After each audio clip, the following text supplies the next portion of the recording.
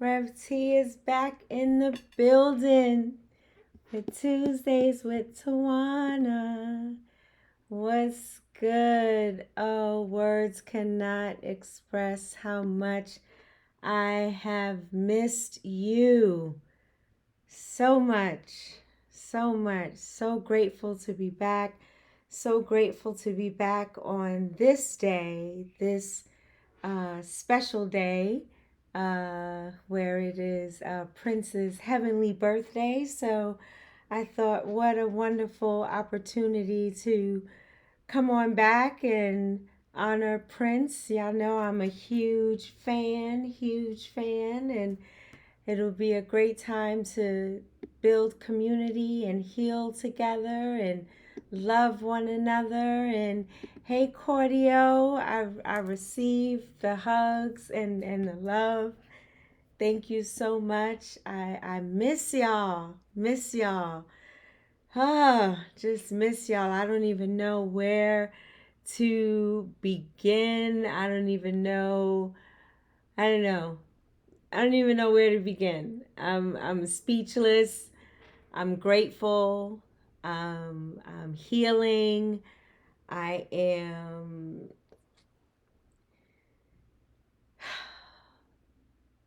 finding peace, grappling with the ills of the world,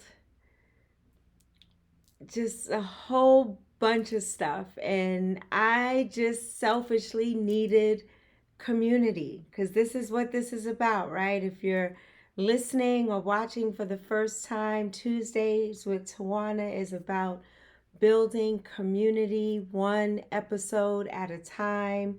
And we pretty much talk about a little bit of everything, whether it's personal, professional, worldly, communal, spiritual, and everything in between. The joys, the grief, the sorrow, the happiness, all of that. We create a space for that because we have the power to create that space. Hey, Mama Lovey, I miss you too. Oh, I miss y'all dearly. Hey, Julie. Yes. Oh, I'm happy to see you as well, and thank you for all the support. Let me begin by saying thank you to everyone who has shown so much love and support during my sister's passing, my sister's unexpected passing, my baby sister. We will honor her through a memorial on Saturday, June 11th at 2 o'clock, in person and virtual. So if you're not in New York and you can't make it to Owen's funeral home at 2 o'clock, you can always join us virtually. The information is at the top of my Facebook page, so feel free to join us as we celebrate life, as we celebrate the life of Tina Rose Davis. Mother Carolyn, so glad to see you as well.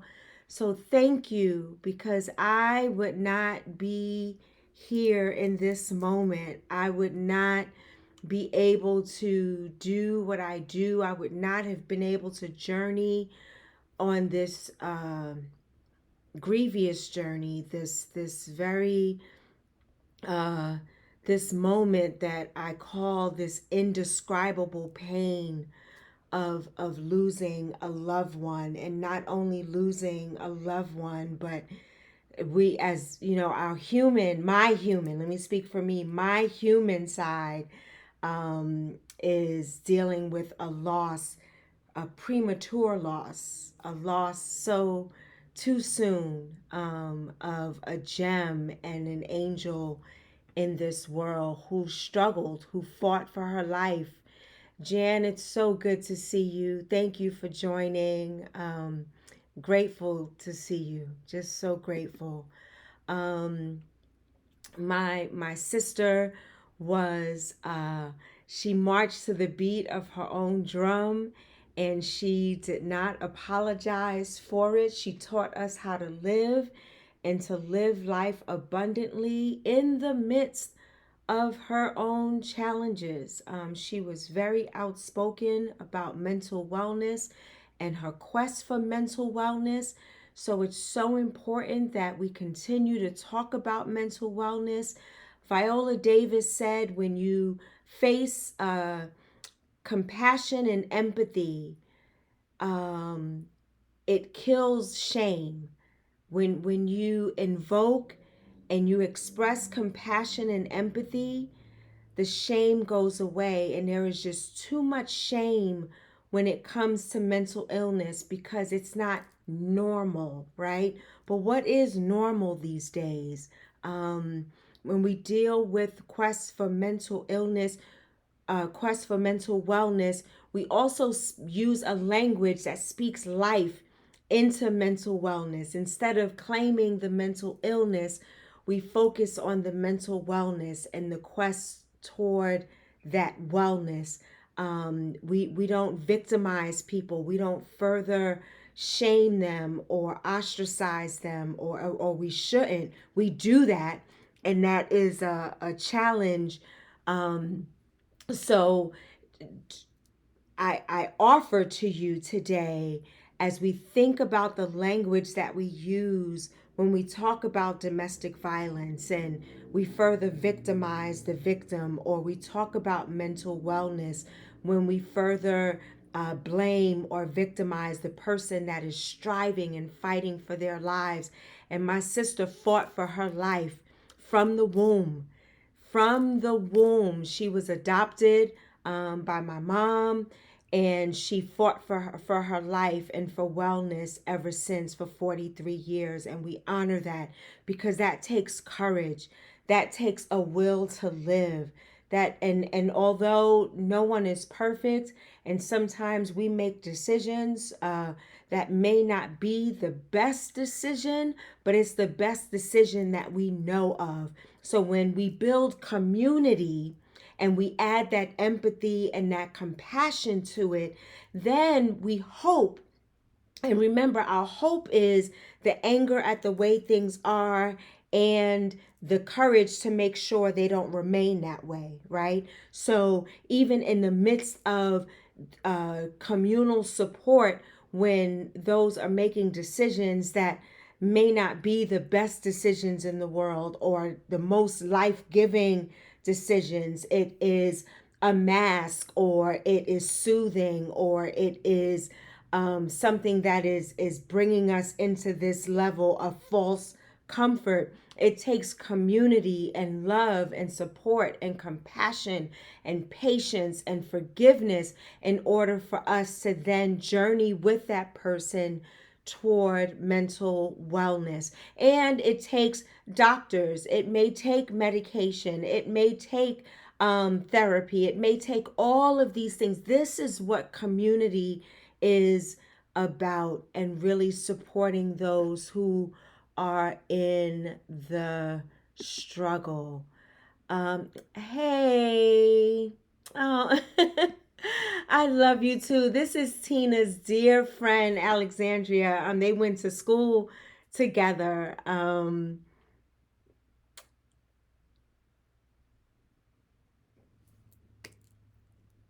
Good to see you. Glad you joined us on today. So glad you joined us on today.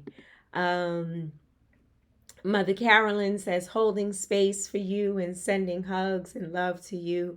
And that's what really this call is about. This moment, this episode is a call to hold space for one another, because I have definitely been out of, the loop, and a lot has been going on, from Buffalo to Uvalde to Philadelphia to COVID surges, monkeypox.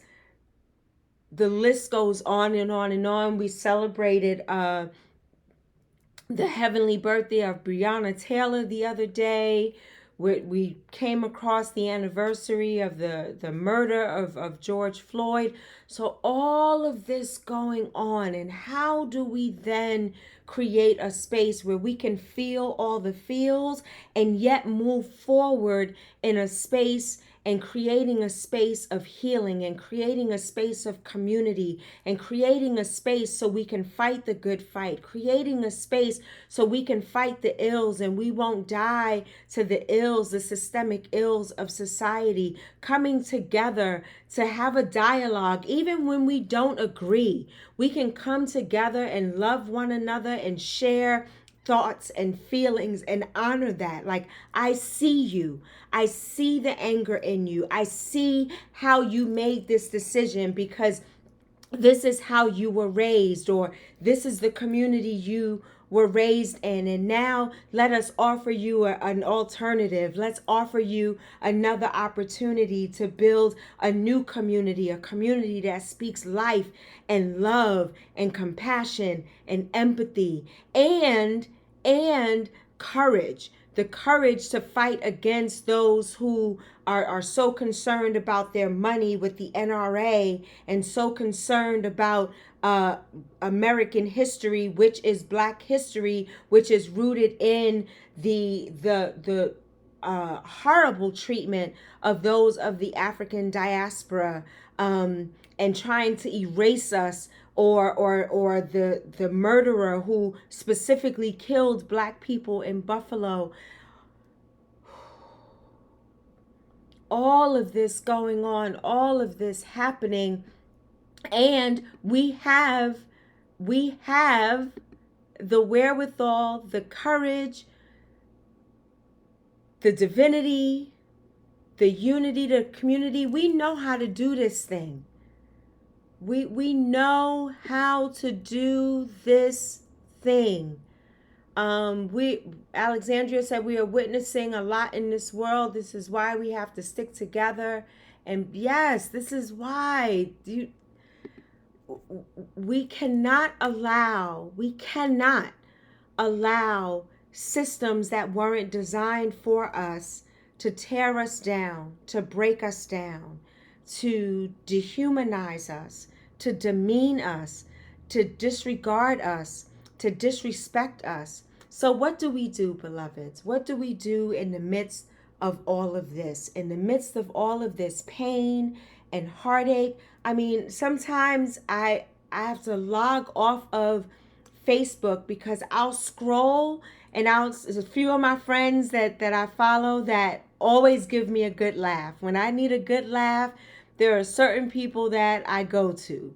Hashim, Cassandra, there are certain people that I just go to for a good laugh. But then unfortunately, 2 or 3 scrolls later, someone who is my age has died. Someone who is around my age who was murdered due to these systemic ills. It's so, you get joy and then this sadness all at the same time. Hey Elaine, look what I have on today. My professor Elaine Gale, Dr. Elaine Gale, sent me this shirt a while ago, and I said I wasn't going to wear it. I was just going to frame it. And then today, this special day, I said, you know what? I'm going to at least wear it once, and then I'll frame it. And I love you too, Elaine. I love you too. So in the midst of all of this, you have this pain, you have this promise, you have this grief. And mind you, grief is this deep love that you have for something or someone that you have lost. It's a deep love. When you are grieving, like, we've talked about my diagnosis, and I am not my diagnosis, although I've been diagnosed with HER2 positive metastatic breast cancer, and I am currently in active treatment. That does not define me, because I have to look at my healing self. I need to look at my restoration. I need to look at my faith. I have to look at my journey of healing versus allowing my diagnosis to define who I am and who I be. And it's the same thing with mental wellness or domestic violence. I think Mother Carolyn said to me one day, she said, we are not defined by our diagnosis. We are not defined by our illness. We are defined as beloved human beings, divine human beings. We are defined by the one who created us to be amazing, to be brilliant, to be awesome, to be life-giving, to be communal, to be forgiving, to be compassionate, to be funny, to be joyous, to do all of these things together as we speak life into our situation and circumstance. We do all of these things to come together. Even when there are certain things we may not agree on, we can still come together as community. We don't necessarily have to disagree and then dismiss. Now mind you, y'all know I often say I don't speak in with blanket statements, right? I don't do blanket terms.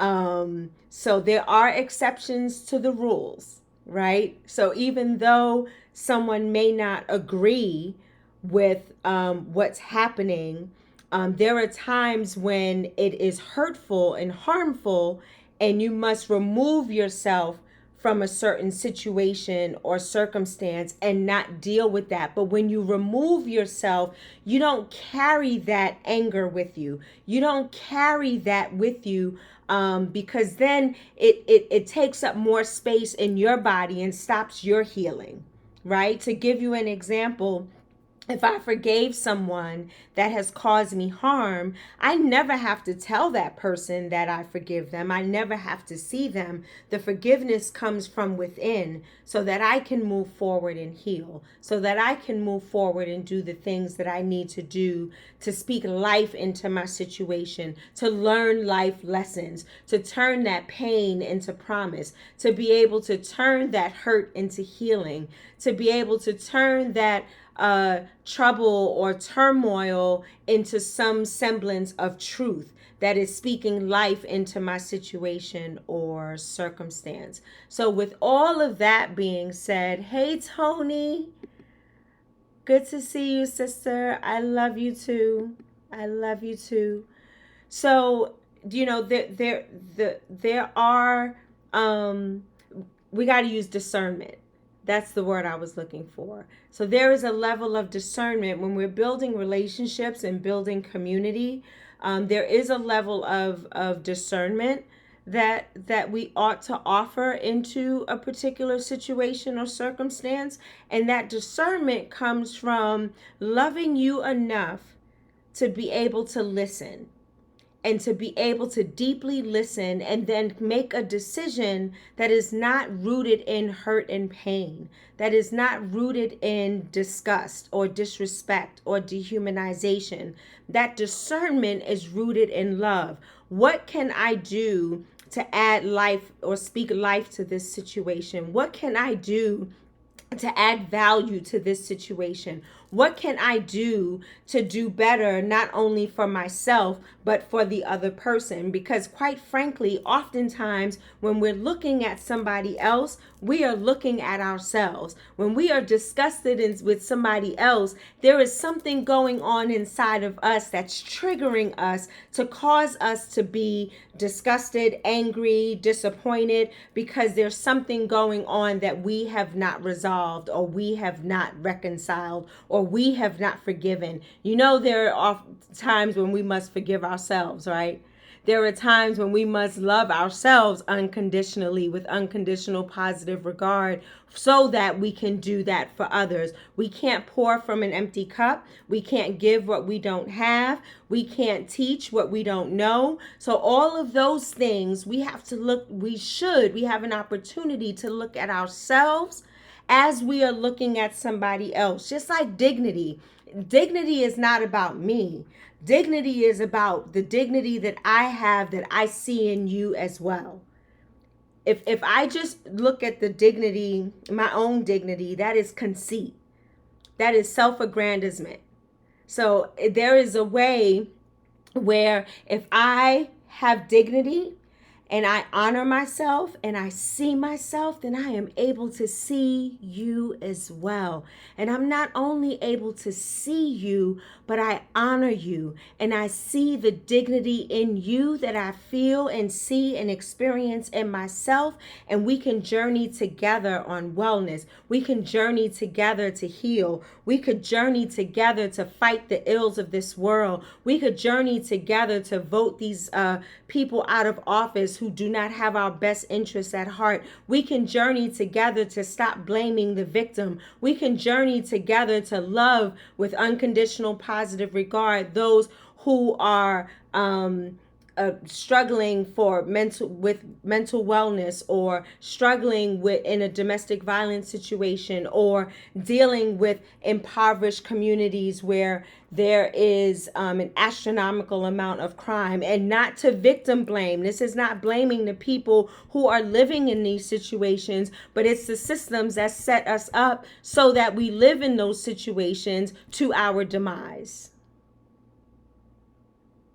So there are times when building community is about seeing the person regardless of their situation or circumstance, seeing me and not my diagnosis, seeing me and not the fact that I'm a domestic violence survivor. Don't ignore it. It's not dismissing it, but the primary, the salient piece is that I'm a divine human being with life experiences.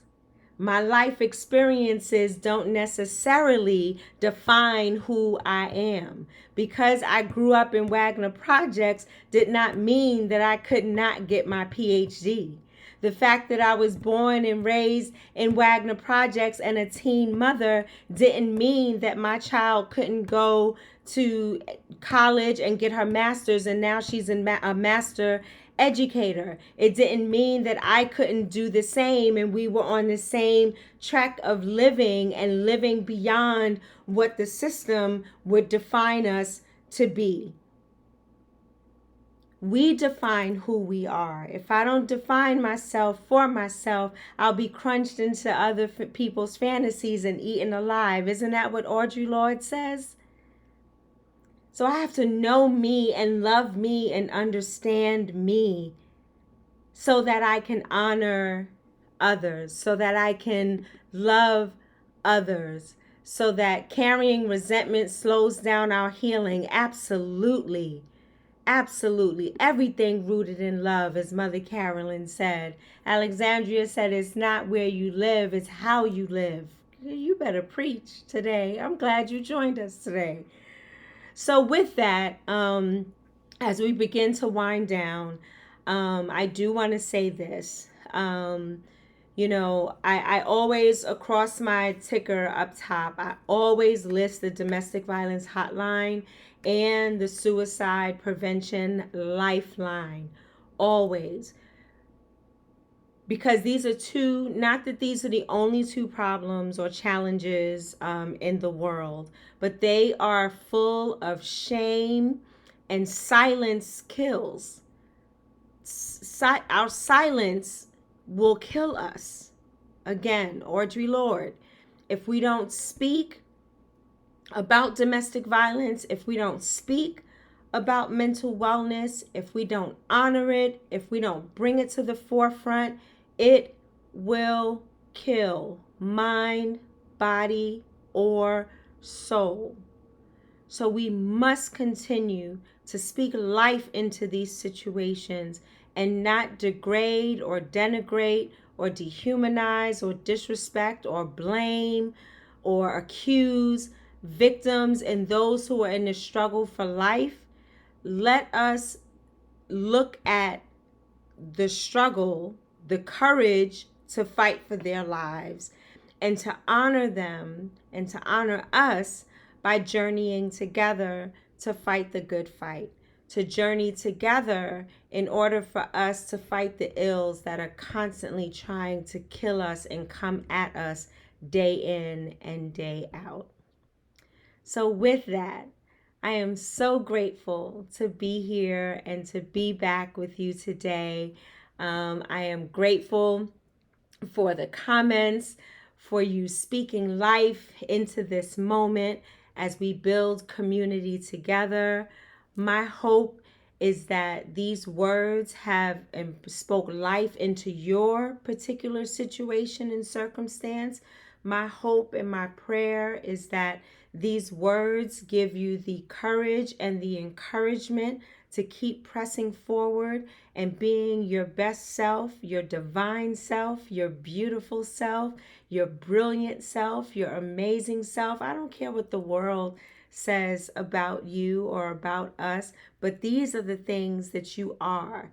You are these things. You are beautiful. You are amazing. You are wonderful. And I want you to carry that with you. And let me just add this piece to it. Again, without blanket statements, right? There are some people in the world who are racist. They were raised with hate, as exemplified in Buffalo, and mass shootings and so on and so forth. So I can only speak from my Black woman experience.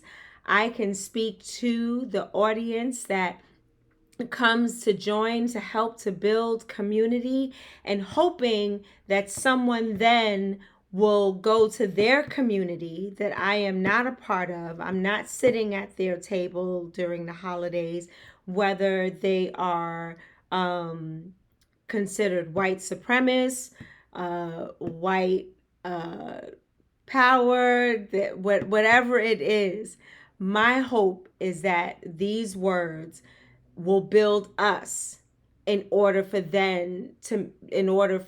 us to make a change in other areas as well. This is primarily to help us live and not die at the hands of systemic ills, and to impart words of wisdom and life and honor, and calling people in and out on their stuff so that they can make a change in their communities, in their households, in at the boardroom, in the Congress, legislature, whatever, so that they can make a change and not put profit over people or blame mass shootings on Black people, or just stuff that is just absolutely insane to me. So I needed to just add some context to this. Uh, and it's not always a black and white thing by the color of my skin. It's a mindset as well, because not all skin folk is kinfolk, and not all white people are racist or dehumanizing Black people or disrespecting or demeaning or those blanket statements apply as well. Like, I don't do blanket statements, because it's like saying all Black people are X. There's that level of discernment that's rooted in love, that speaks truth to power, and that calls people in who are willing to journey together to healing. And you call people out for those who are stuck in their own hateful, racist, patriarchal, capitalistic ways. So there are differences that our discernment will help us to acknowledge, and then our divine brilliance will give us the language to speak to it when necessary, and speaking truth to power, so we can dismantle these systems, not fix them, because these systems were never designed for us. So we're not fixing it. We need to dismantle these systems so that we can live and not die at the hands of these systemic ills. Angela, so good to see you. I love you dearly. Hey, brother, I'm so glad you made it. I'm glad you made it. So listen, this has been Tuesdays with Tawana with Rev T. I love you dearly. I thank you for joining me. I thank you for all the love and support that you have shown my family during our time of grief and loss. We are still grieving, we are still healing, and we are just coming together and loving on one another as we honor the life of Tina Rose Davis, who departed this life on April 29th, and we will celebrate her on June 11th. So I invite you to join us on that day as we celebrate her life because she taught us how to live. So we're going to celebrate that. And with that, Tuesdays with Tawana, with Reverend T, and I'm out. And I hope to see you on next Tuesday. Love you to the moon and beyond. Thank you for joining me. I'm out. Peace.